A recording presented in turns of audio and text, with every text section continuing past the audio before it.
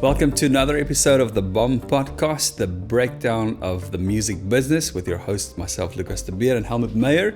And we are excited today to speak to a neurologist and also the CEO of NeuroZone, Etienne van der Walt. Etienne, welcome on the BOM Podcast. Lucas, it's great to be here. Thank you very much. Helmut, well, we are more than just acquaintances, right? So we've been around for a long time. So it's really good to see you again. Absolutely, and I think it may be worthwhile just to do the intro on how Etienne and myself know each other. It's a very long story, but we can give it a punch. We met each other at a mutual friend's barbecue one evening, and Etienne was on his way, and that we'll talk about as well. Etienne is also an opera singer. He wanted to make a record, and our roads crossed, and we ended up the night in his car listening to 80s music. And a couple of weeks later, we started recording a project which ended up becoming more than just a solo record. It was the Aeon project of Love and Life. And I think from that day forward, we've become friends. And I mean, I've learned so much from Etienne about music and the brain. And this is also the topic we want to cover today. And I learned so much from Helmut, from you about... women. Music and women. This is going to be a long edit. Cut. Yeah, exactly. Let's stick to music in the brain then. Yeah. But yes, absolutely. I mean, I think it's actually, is it 15 years ago? It is 15. That was 2006. That was a good year, actually. It was. I was still in the practice. I was still a practicing neurologist. I had a practice in the city and Cape Town, and I realized that I'm dying without this creative side, and so I always said, well, before I die, I'd at least want to make one album.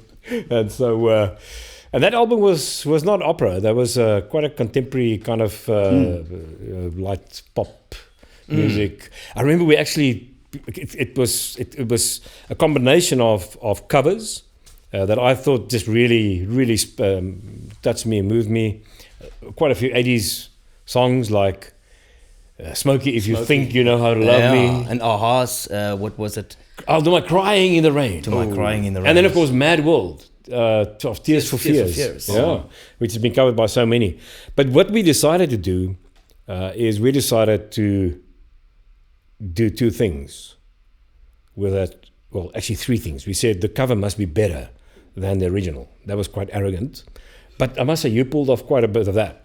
The second one, the second rule was always err on the side of passion. Oh.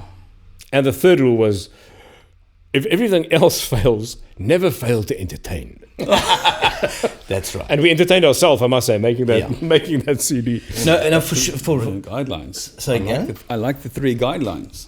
Yeah, this actually should be tick boxes and check boxes for everything today. Yeah, I mean, if you think about music, I think just think about opera for a moment. I remember one line that stuck with me when I was still studying opera, which is quite a new thing for me at the time. I realized that there's probably very few things that are more expression, so wonderful to express your passion. And so the line of controlled passion becomes an interesting one. It's all about controlled passion. Wow.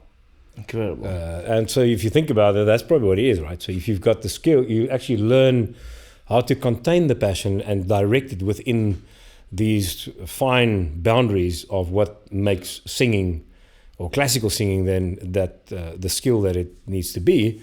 And if within that skill you can do not anything, you must basically let rip of your passion, while still actually then observing the music rules. That was a fantastic experience, I must say, and it still is. Absolutely. And also, maybe just for the listeners, our little marketing stint here is not for free. Excuse the pun. No, we're not sponsored yet. No, we're not. Not by Abbey Road. But we were the first South African musical project to master a record at Abbey Road Studios with the venerable Mr. Geoff Pesche. He's a fantastic guy. I mean, I asked you a week ago, I think, how Geoff is doing.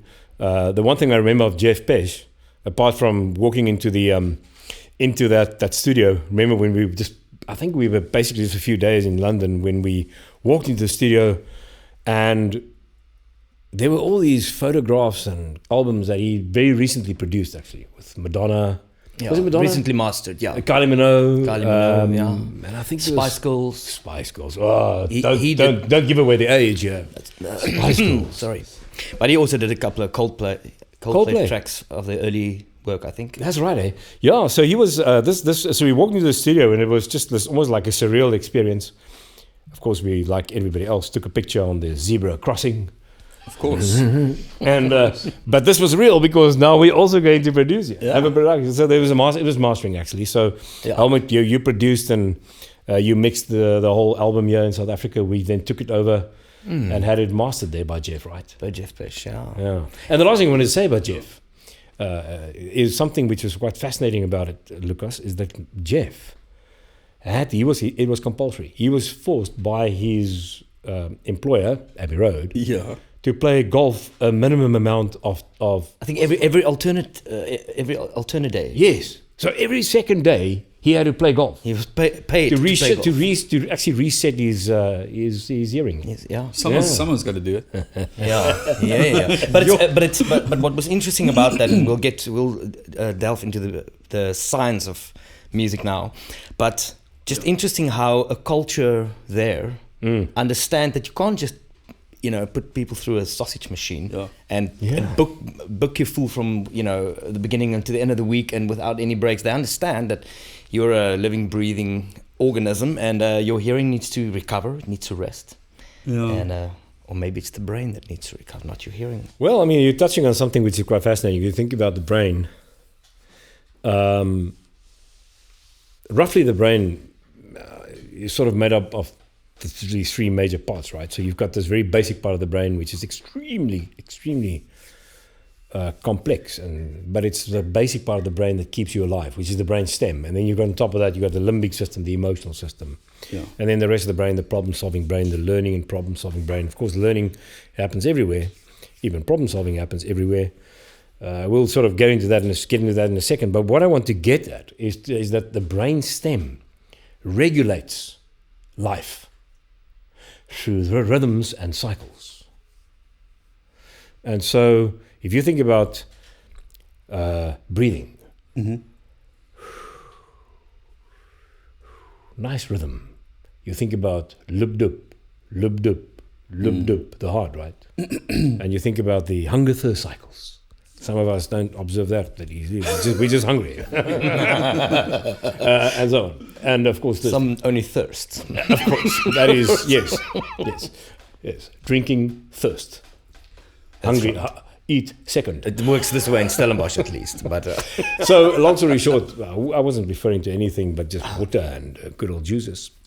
And if you think about the hunger-thirst cycle, there's the sleep-wake cycle, which is so well known to us. So all these cycles, rhythms and cycles, are actually regulated, driven by the brain stem. And if you think about music, you think about Geoff Pesche, his alternate days, you think about rhythms, you think about what you said, Helmut, about actually the way that the whole brain-body system needs to continuously operate and perform through using rhythms and cycles. Even the sequences in our brain, the neural circuits use these high-frequency rhythms and cycles, and so the whole brain-body system is rhythmical, and of course, life is rhythmical. The universe is rhythmical. Everything is rhythmical. So music, in its essence, is rhythm, right? And it's driven by the brainstem. So we're going to get into that a bit later if we talk about music and the brain, and how incredible music actually is almost an expression of the whole brain in a very, very fascinating way. But we'll get to that in a second. It sounds quite mystical, but which it is. Yeah. Rhythms and cycles. Wow. Geoff Pesche, Abbey Road. I want So to. important. Yeah, absolutely. I mean, and also just I'm thinking of, even if you look at a waveform which represents the way we perceive sound, it's all cyclical. It's all repetitions, amount of repetitions per second, the frequencies. And so, I mean, it gets very esoteric, but actually it's very, visual and very basic, how all of this is patterns and rhythms. Yeah, and at the core, that's what's shared with everything in life. So it's sort of one of the ways to really sort of, as a segue into music in the brain, is to really understand that at the core, music isn't to me, you cannot separate music from life. Yeah. And you can't separate life from music in the same way that you can't separate the brain from the body, in the same way you can't separate speech from the brain. You can't separate consciousness from unconsciousness. There's no such thing. Yeah, they are not two different brains. And so the same with music. Music is in that way, and again I said it sounds mystical, which it is, because we've got a much better appreciation, I think, here in this day and age of the interconnectedness of everything. Yes. And because we have that deep understanding of that, one of the reasons we have that, of course, is because we are changing at the speed of, this is a little ad break, we're changing at the speed of technology. And because of the rapid accelerated change, we simply can't actually stay on the curve of change on our own, so we need to interconnect. And so the human energy system drives us, it's an economics issue, drives us to connect very deeply so that we can collectively, with our collective resilience, overcome the challenges. In the same way, the unconscious expression of this, if you think about, therefore we actually understand interconnectedness so much better. There's an unconscious expression of life itself through music. Yeah.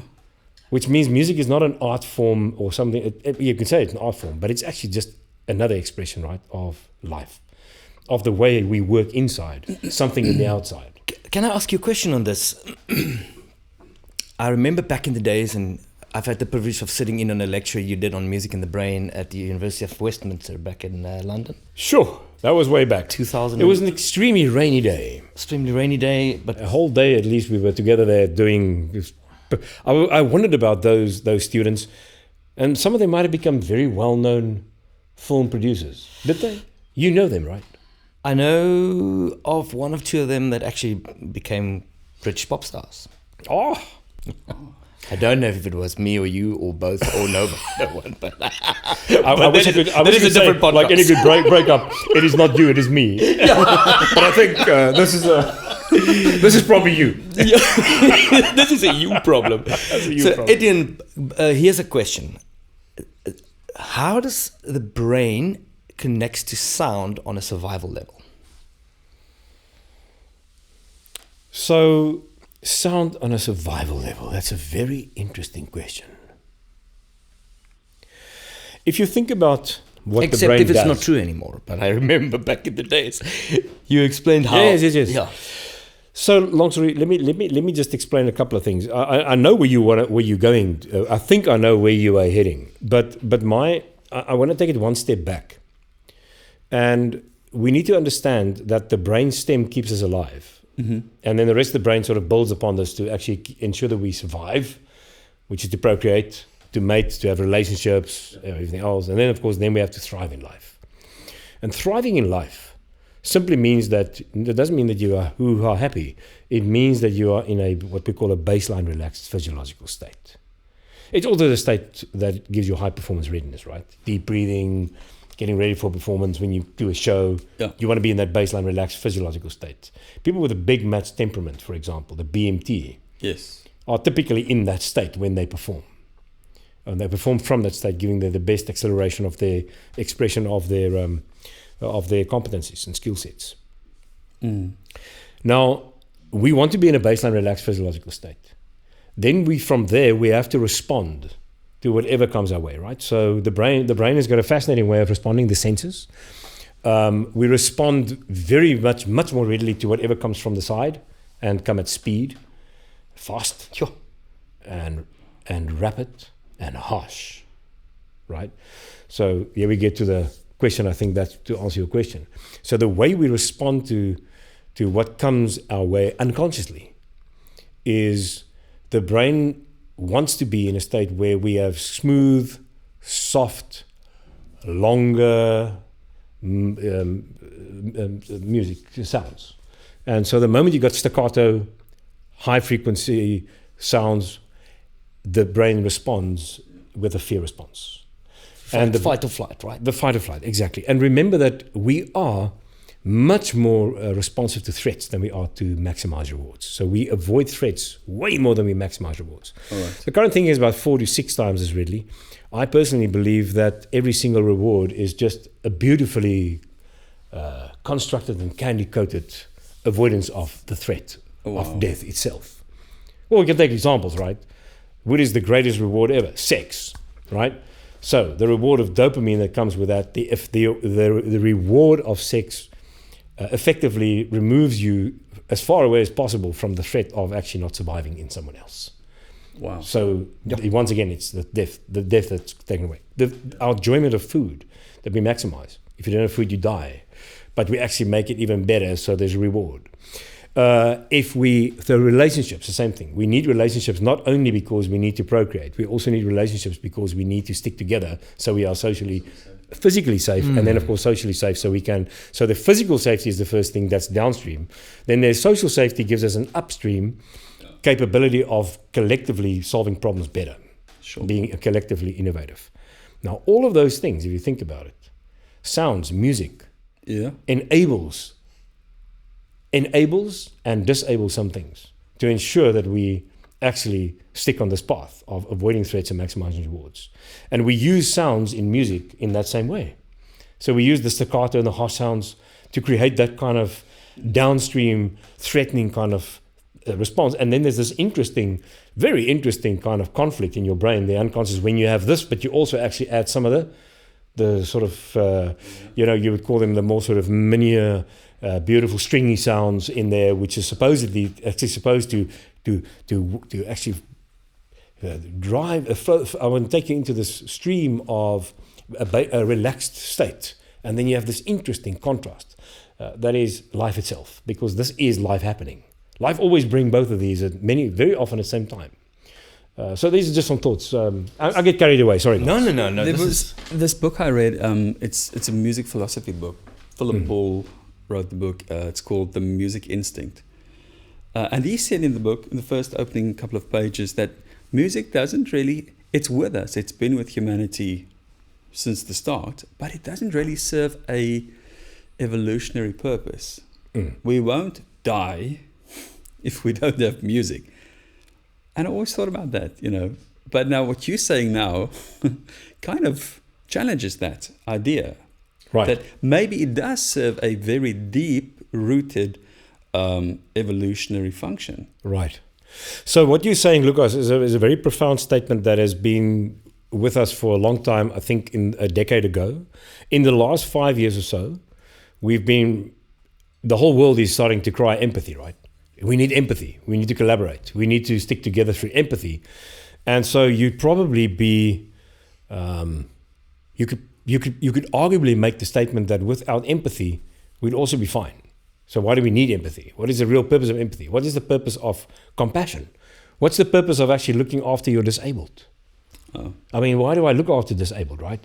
Somebody who's lost a leg or is bleeding out, just leave them, let them die. Because many animals do this, right? So there's something in there, and I'm just going to get back to the point of the purpose of music, something in there that starts to crystallize in this modern interconnected world where interconnectedness is now essential for survival. So the moment we accept that interconnectedness to give us collective resilience is critical for survival, we realize that there are two things that are critical for interconnected collective resilience. One is we need to be able to bond and to belong. We need to connect. So we need connecting. And the other one is we need to actually really leverage the value of the diversity of the group. And how do you do that? You do that through actually the glue that glues us together so we can actually think in each other's shoes, feel in each other's shoes. Those are two different things, right? So you got effective empathy, which is I feel in your shoes. The other one is cognitive empathy. I think in your shoes. I allow you to, because I know the human condition, I know where Lucas comes from because I understand that, because I played in the sandpit, we had role play. I learned about the human condition, and I can put myself in Lucas's shoes, and therefore I can allow Lucas's viewpoints to actually change mine. Now that kind of empathy is the glue then that actually utilizes the commonalities that's been established through the social safety and then allows you to collectively overcome the challenge because you work as a collective. let's take it to music. So by the way, so why is compassion important then? And why do we have to, we understand compassion maybe, but why do we look after our disabled? Arguably, we do that.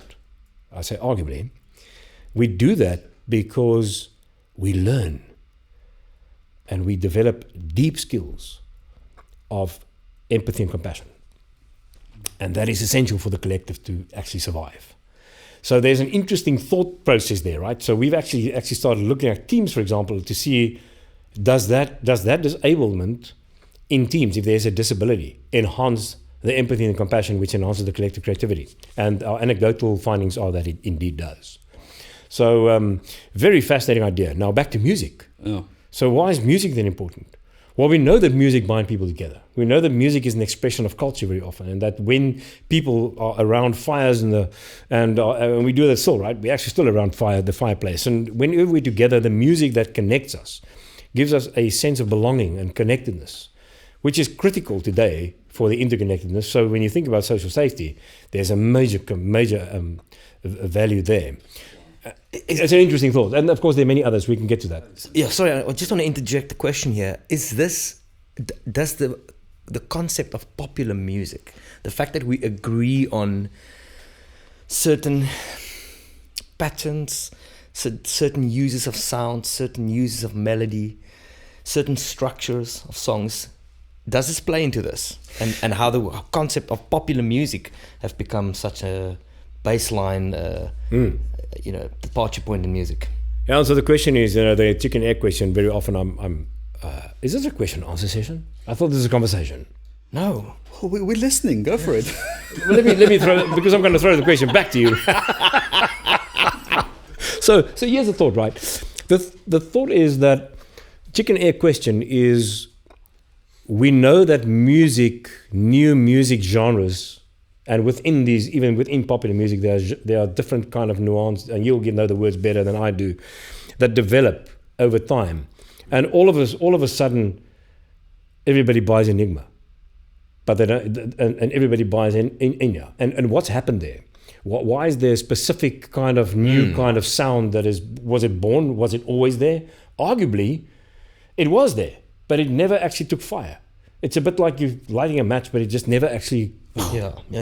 And then all of a sudden you got the Mexican wave, and then you think that's where it actually started. But there might be around us many different, there were many different kind of sounds and tones and things that happen. And so, but when the time is right for the collective to really find the value out of that actually connects them and speak and connect them deeply, do something to the brain, the whole brain expression of humanity, it becomes valuable, right? And the question now is, can you exploit that? That's why I was going to throw the question back, because I think you and I spoke about this a lot, and I'm sure Lucas, you too, about now you can take this and exploit it and try to stick with it. And now you start to control and you start to regulate things by actually using the sounds, and that's probably not that good for the system, right? No, go for it. No, sorry. It's just so interesting talking about the collective, but. Let me use my kids as an example. So my son, he likes the music that I like, which is angry 80s rock music, right? Everything you mentioned them, from AC/DC to Led Zeppelin and what have you. Yeah. Now, my daughter is 16. When she hears that, she gets upsets her. Right? It upsets her. Yeah. She asks the question, why are they so angry? She can hear the anger, and she wants to turn it down. Where my son wants to crank it up. So you can just imagine what happens in the car. Up, down, you're very down, welcome here. You can rest now. Take a break. Stay as long as you want. Up, down. It's the rhythm thing again. so the point being, even there are sub-collectives, I presume then, within her little world, they don't like rock music. Yeah. They like more, and I think maybe it has to do with the emotion that comes along with that specific genre of music, or even a generational thing. Yeah, and I mean, I think the emotional expression is there, always been there, and will be there. And to your point, I think the generational question is probably a more important one, but it might not only be generational. I'm going to ask, I'll throw this question out there because I don't think we have an answer to that, but it's an interesting thought, is will we see new music genres and nuances of those born as a result of the pandemic, as a result of the whole global pandemic of 18 months. Now we have another pandemic. The mental pandemic is rampant. So now you're going to have these two major events globally. That's going to be, arguably, if it's long enough, how is that going to affect the music the brain actually expresses and enjoys for the sake of of humanity? Remember that music serves humanity. Yes. We think it serves humanity in ways we just don't understand well yet because it's so complex. But that's an interesting question, right? I think this actually branches out a little bit into the psychology of, and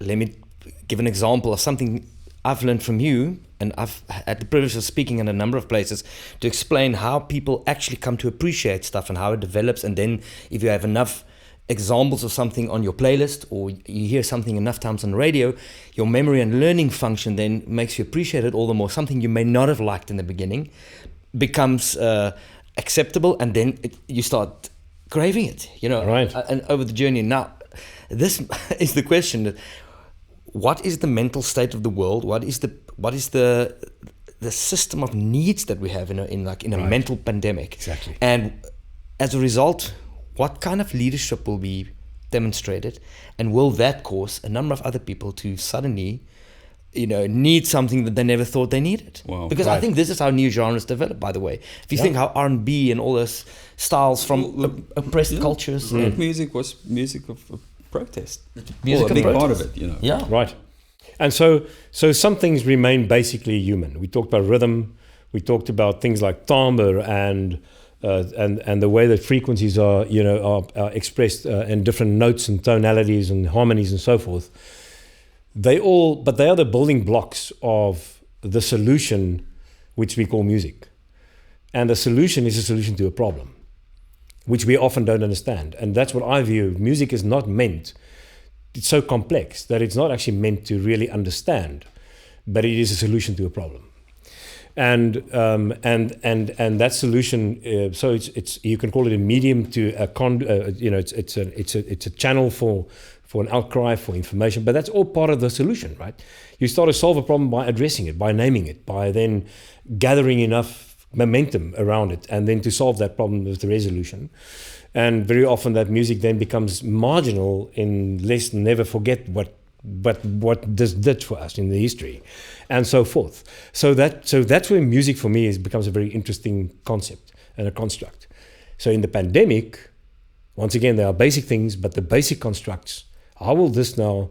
What are the things that we as an elk will be? What will the things as a global humanity we will together experience as major threats and rewards? Music is all about resonance and dissonance. It's all about reward structures, the dopamine that's released in our brain, the reward neurotransmitter. So we talked a lot about this, Helmut, with that class in London. And so when you spoke about this, the idea of the expectation and that you get used to something. Yeah. You anticipate something. Exactly. So there's resonance, and then you can anticipate that. And so the resonance means I can anticipate something that's good and that's nice, and I enjoy it because I expected it, and then I get used to it. And then it becomes boring, but there must just be just enough, not too much. Otherwise, it's too dissonant. Then it's like the rock for your daughter. Yeah. But if it is just that dissonance, there's an unexpected a resolution, and that resolution that's unexpected creates a lot of dopamine that's secreted in your brain, and that's the reward side. It says, "Wow, yes." So this was fantastic, and then wow, but it actually resolves. There is resolution, right? Things have to resolve. Okay, so now I have a question. Okay, but you can go first. There was a group on Facebook when it started. Roxette fans. Skip the verse, let's get to the chorus. Yes. Oh, it was don't bore us, get to the chorus. Remember that? But that was that was the name of one of their albums, right? Yes, don't bore us, get to the chorus. But it's the payoff that you're talking about. Yeah. That the release of all the good, feel good things. Yeah, and I think using that, understanding that is the brain. So the brain is always going to make use of resonance, of anticipation, surprise, resolution, open, and then resolve. Because if it's too quick, it's like it's like the rhyme. It's just a rhyme that you just sing and you, Baba Black Sheep, and Even that's got open, and then it resolves in the end, right? Da da da da da da. It resolves, right? And so it's open, and then it resolves. But the point is, all music still have to have all of that, but in very, very complicated ways, which makes the brain now really interested. Yeah. To your point, right? That's something we discussed a lot, and I think it still applies. And those are all those rules will apply in this post-pandemic world. But they will be used in a different way to actually try to achieve something which is a problem that needs to be solved. And the question is, what is that problem that needs to be solved? And how will the music of the future solve the problem? If you can figure that out, you will make a lot of money because you will know exactly what the next hit's going to be. Yeah. But we don't know that. Stay 5 minutes after the podcast. We need to ask you something. So I can't remember who wrote the book Inside the Hit Factory. Is this the Scandinavian? Yeah. Scandinavian book. Yes. I just knew that you were reading it a lot. This is very unproud not to remember the writer's name, but his content was so good, so I could forget his name. Yeah, but I think it's about 1,500 pages because you read that book for about 5 weeks. I just read it 5 times. It's only 50 pages. No, but so this gentleman, he divides almost the creation of music into, and again, popular music, into 2 categories. The one was a singer-songwriter approach, where, to the point, you have a verse and you have a payoff.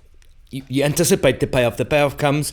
Then you have a little interlude, which is also kind of, you've heard it in the beginning, now you hear it again. Now there's another verse. They build on the instrumentation, make it a little bigger. Again, you anticipate the payoff. And then you have a mid-8, brings a little bit of surprise, dissonance, and then you have a double payoff, 2 choruses at the end, and then it ends with the outro, which is the same as the intro.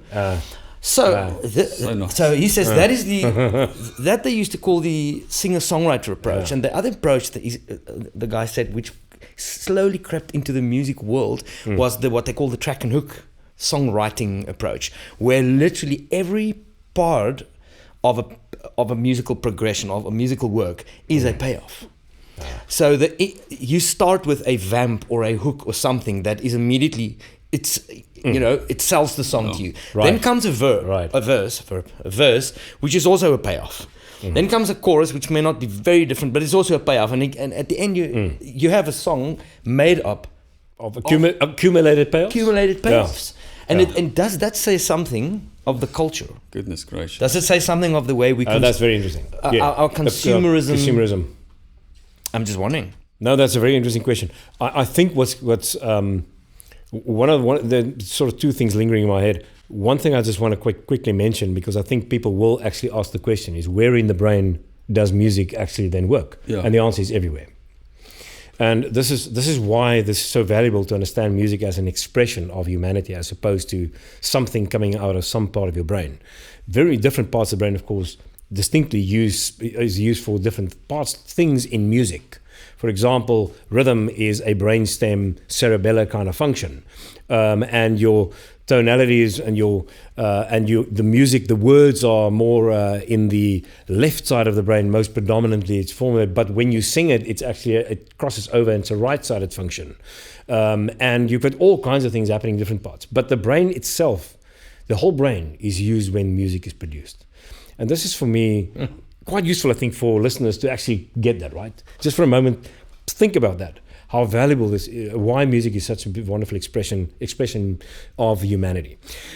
What's going to happen in pandemic? The question then is, okay, so we've got a consumer society. That's probably not going to go away. But we do have a world that's rapidly accelerating. Technology is so rampant. And the world is very aware of the need to be deeply interconnected. And so the question is, what will deep interconnected need do for music? Will that be a theme?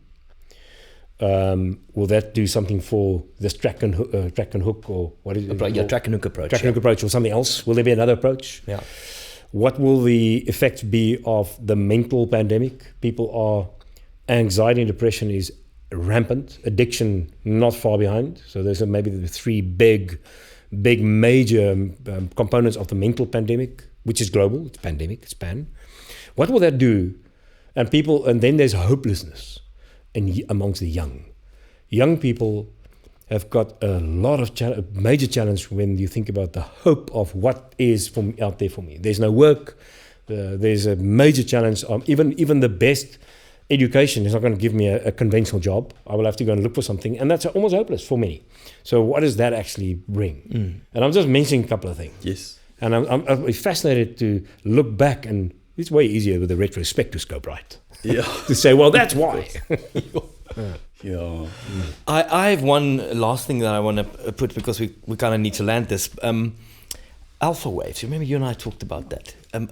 The concept of it's a popular thing now. You would have an audiobook, and then there would be a bed of music, which is long sustained notes. And then people call it alpha waves. Oh, okay. What is that? Well, there's a business in Technopark called Alpha Wave. But that's got nothing to do with this. In fact, they're one of our investors. We love them. Really? Absolutely. But that's NeuroZone. You should be able to say, okay, help us. I wouldn't call them monotonous. Sometimes I wish. Keep it safe. So that the brain of roughly the brain consists of slow and fast waves. If you actually just put an EEG machine, right, you put little electrodes on the surface of the brain, and you can see the brain goes fast and then slower, and then of course way slower. And so you've got the beta waves, that's very fast. You've got alpha, and then you've got the slower ones, even slower, which is the theta waves, and then the delta waves, which is deeply slow waves, usually in the back of the brain and so on. Now, the alpha state is called the state in which you are supposedly to be in the best state for high performance.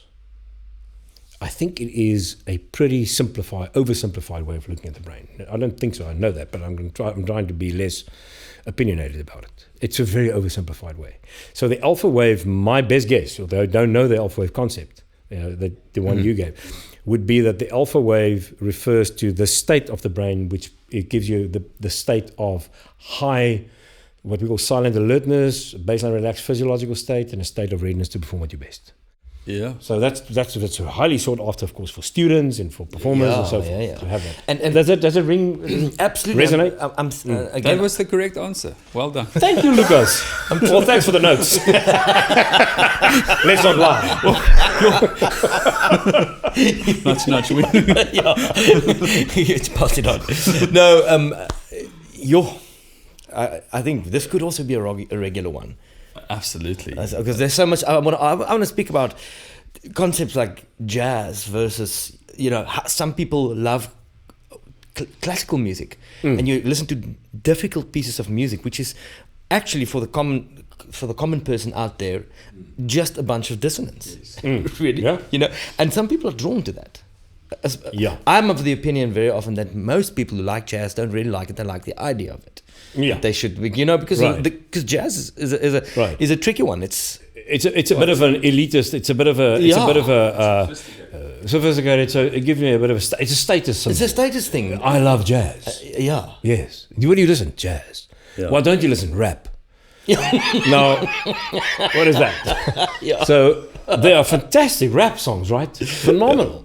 And rap music, glass of whiskey and cigar.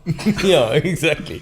Yeah, and so but that's a fascinating idea. The idea of different genres in music and what it does to us and what it says about our deeper intercultural thinking and subcultural standing. But of course, that's a whole topic for another day. For sure, absolutely. Etienne, thank you so much. It was fascinating listening to you, and just to hear how you integrate something that we work with every day, the business of music, but taking it to a place that we don't see. Well, it's and a don't real even pleasure. understand. Lucas, it's a real pleasure. I envy you guys. I would rather do it than think about it. But and so in the music world, it's a phenomenal privilege you guys have to live here every day. Yeah. And again, Etienne, thanks for a long journey together in music and the brain, and Abbey Road. Absolutely. No, thanks to you, Helmut. Great to see you guys, man. Thank you. If you like this podcast, please press the like button, subscribe, and share, and let's spread the knowledge on music in the brain. Till next time. Cheers.